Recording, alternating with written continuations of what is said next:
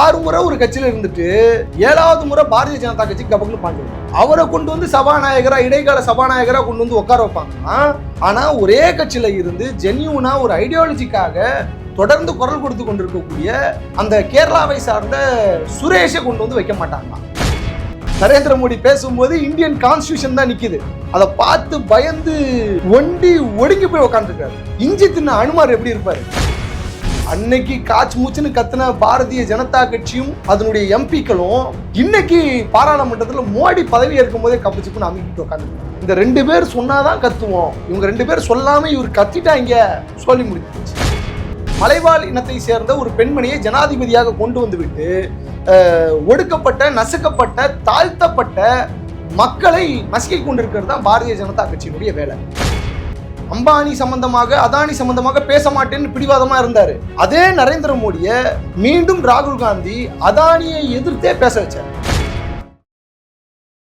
நம்ம நாமக்கல் தங்கம் கேன்சர் சென்டர்ல ரோபோட்டிக் மூலமா அதிநவீன புற்றுநோய் அறுவை சிகிச்சை செய்யறதுனால நம்ம கிட்னியை இழக்க வேண்டியதில்லை, கிட்னியும் பாதுகாப்பா இருக்கும். தங்கம் ஹாஸ்பிட்டல், நாமக்கல். கிங் 360 நேயர்களுக்கு வணக்கம். நான் உங்கள் லெனின் துரைராஜ்.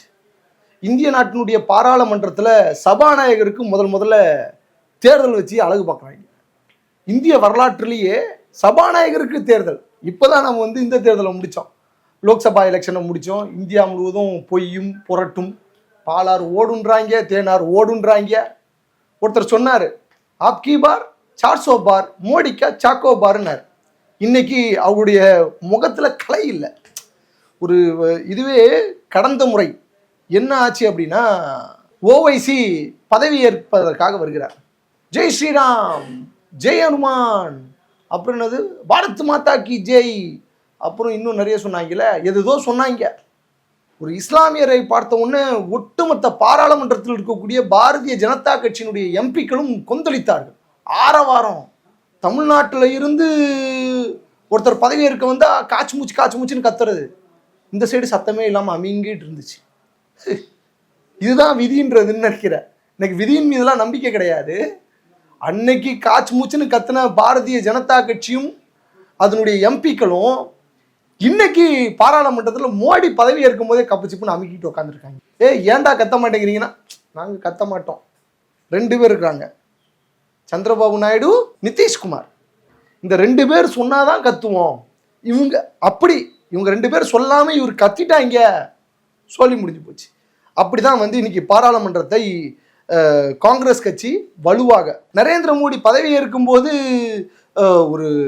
எல்லாரும், நான்லாம் எப்படி நினைச்சேன்னா, ஆஹா நரேந்திர மோடி அவர்கள் பதவி ஏற்கும் போது பாகுபலி ரேஞ்சுக்கு பாகுபலி அந்த இதெல்லாம் அதரும்ல, கட அப்படிலாம் அதரும்னு நினைச்சேன்.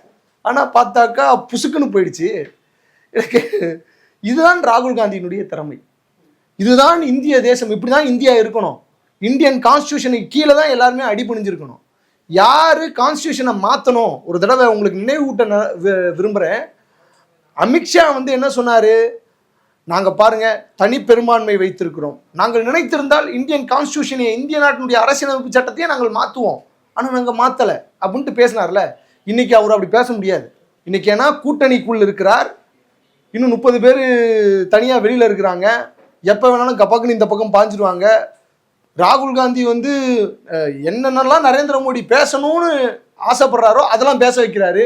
அதானி அம்பானி தொடர்பாக பேச வைக்கணும்னு நினைச்சாரு. நரேந்திர மோடி வாயை திறந்து பேசவே மாட்டாரு அப்படின்னதும் நரேந்திர மோடி வாயை திறந்து அடுத்த நாள் பேசுறாரு. ராகுலுடைய பலமே என்னன்னா அவருடைய தந்திரமான பேச்சு தான். நரேந்திர மோடி எதை நான் பேச மாட்டேன் என்று மறுக்கிறாரோ அதை பேச வைத்து அழகு பார்த்தவர் ராகுல் காந்தி. அம்பானி சம்பந்தமாக, அதானி சம்பந்தமாக பேச மாட்டேன்னு பிடிவாதமா இருந்தாரு. அதே நரேந்திர மோடியை மீண்டும் ராகுல் காந்தி அதானியை எதிர்த்தே பேச வச்சார். இதுதான் அதனுடைய வெற்றிக்கான ஒரு முகம், ஆரம்ப முகம். இன்னைக்கு பிரதமர் நரேந்திர மோடி பதவி ஏற்கும் போது எல்லாம் அமைதியா இருக்கிறாங்க. கேமரா யாரை ஃபோக்கஸ் பண்ணுதுன்னா ராகுல் காந்தியை ஃபோக்கஸ் பண்ணுது. பார்லிமெண்ட்ல இருக்கிறவன் ராகுல் காந்தியை தான் ஃபோக்கஸ் பண்றான். இந்தியன் கான்ஸ்டியூஷனை எடுத்து எல்லாரும் கையில் வச்சுட்டு இருக்கிறாங்க. நரேந்திர மோடி பேசும்போது இந்தியன் கான்ஸ்டியூஷன் தான் நிக்குது. அதை பார்த்து பயந்து ஒடுங்கி போய் உட்காந்துருக்காரு. நீங்க ஒவ்வொரு வாட்டி பேசும்போது நீங்க அந்த வீடியோ நல்லா பாருங்க, கண் அப்படி போயிட்டு அப்படி வந்துடும். அந்த அளவுக்கு பயம். அப்புறம் பேசி முடிச்சுட்டு பதவி ஏற்று முடிச்சுட்டு இருக்கையில் போயிட்டு அமர்றாரு. இஞ்சி தின்ன அனுமார் எப்படி இருப்பாரு? நான் கிண்டல் பண்ணலங்க, இஞ்சி தின்ன குரங்கு அப்படி சொல்ல விரும்பலை. அவங்க வந்து கடவுள் மீது அளப்பெரிய பக்தி இருக்கிறவங்க. எனவே இஞ்சி தின்ன அனுமர் மாதிரி உட்காந்துக்கிட்டு இருந்தார் நரேந்திர மோடி. இதுதான் இந்திய தேசத்திற்கு கிடைத்திருக்கக்கூடிய மிகப்பெரிய வெற்றியாக பார்க்கணும்.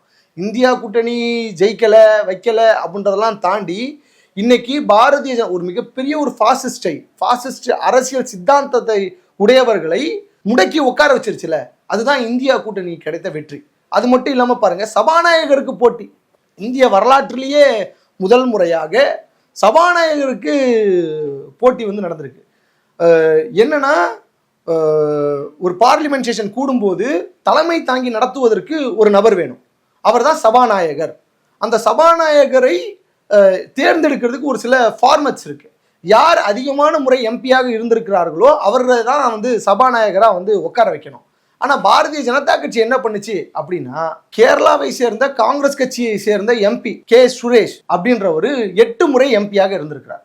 அதுக்கு அடுத்த கேட்டகரியில் டிஆர் பாலு வந்து இருக்கிறார். டிஎம்கே, நம்ம தமிழ்நாட்டினுடைய டிஆர் பாலு வந்து இருக்கிறார்.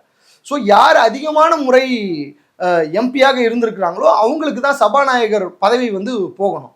ஆனால் பாரதிய ஜனதா கட்சி என்ன பண்ணுது அப்படின்னாக்கா, இல்லை அதெல்லாம் முடியாது, நாங்கள் வந்து அவர் வந்து ஒரு தடவை வந்து இதாயிட்டாரு, என்னன்னா ஒரு வாட்டி கண்டினியூஸாக அவர் வந்து ஜெயிக்கலை, ஒரு வாட்டி சின்ன பிரேக் வந்துருச்சு ஒரு டேர்மு அப்படின்ட்டு சொல்லிட்டு இன்னொருத்தரை நிப்பாட்டுறாங்க. அவர் வந்து அவருடைய பேர் வந்து மக்தாஃபோ ஏதோ ஒரு பேருங்க, பாஜக காரங்க பேர்லாம் வேண்டாம். அது மட்டும் இல்லாமல் அவர் ரொம்ப முக்கியமான மனுஷன்.